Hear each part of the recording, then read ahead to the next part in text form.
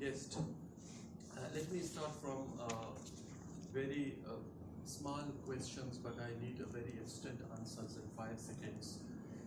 Mention just one issue or thing which you think we as a nation is agree. Lack of critical thinking. Lack of Criticism. Lack of critical thinking. Criticism. Thank you. I got your response. There are only 3 responses, and we are not. I'm not agree with them. Well, actually, yes, it's on like not actually. We as a nation, I think, is divisive in every subject, but few of them as divisive as the issue or the subject we call National Accountability Bureau or NAB. Now, this is absolutely not the reason that I chose this subject. I rather chose this subject because of certain misunderstanding among my friends, especially with whom I usually involves in gossips in every evening at chai better. That they somehow are failed to comprehend the basic structure of this organization, and that is why they are dragging it everywhere as per their desire.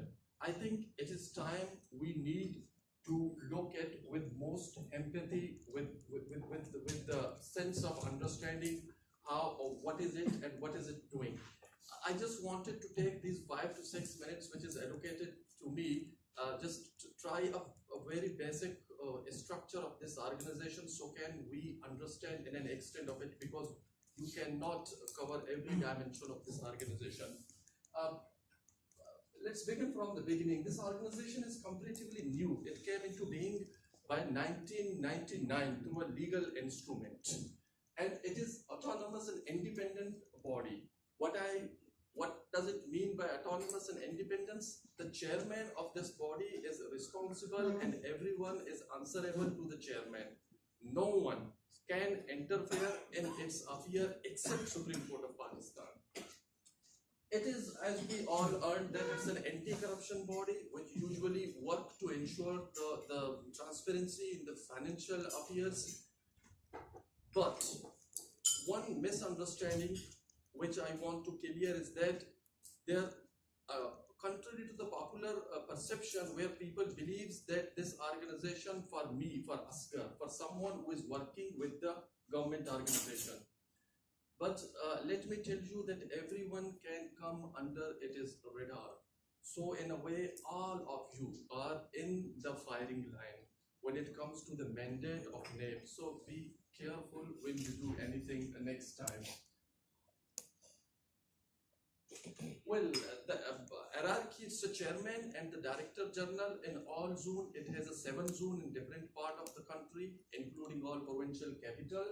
It as a technical staff, the people who are the financial experts in cyber crime, in procurement, and in all those areas where it needs investigations and inquiries. Lastly, it's the prosecution staff. Prosecution staff usually comes from the lawyer community who represent NAB in courts. This is the slide that I'm most interested. This is called the SOPs. Usually, we have a different perceptions about the NAB. NAB is a very laid down rule. It usually starts its case from a complaint which is received. For example, it's received a case against Asghar about some projects. Then the NAB staff goes for the verification of complaint, and the time frame is 10 months. It is not a 1 day or a 1 month's job. Within 2 months, they verify the complaint. If the complaint is not verified, they drop the case at this stage. That is why you heard that there is a case for Asghar and then you did not hear my name in the newspaper and the media.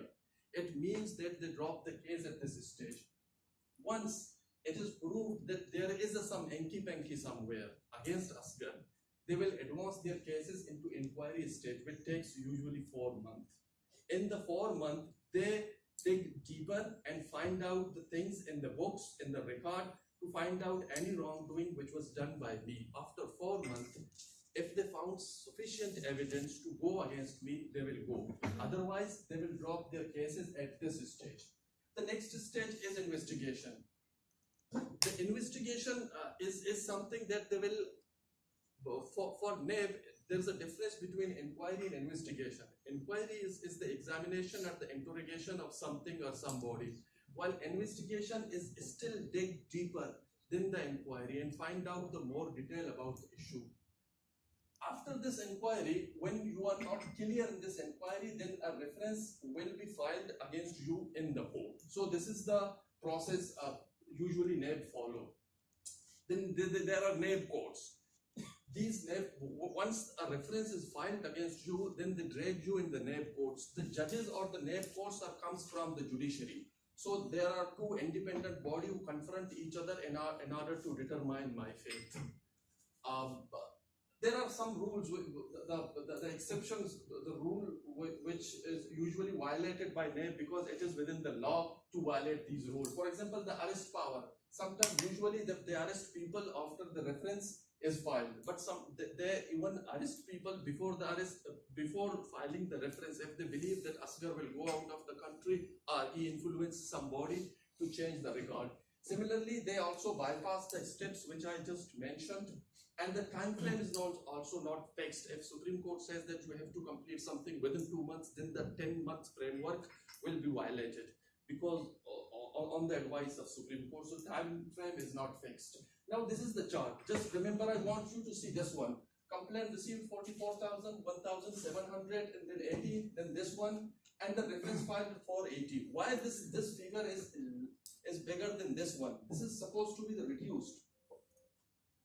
Why this figure is bigger than this one? Because of the exceptional rule that sometime NAB go directly to the reference level and bypass the steps which is available. This is basically the structure I wanted to receive, and yes, that's it.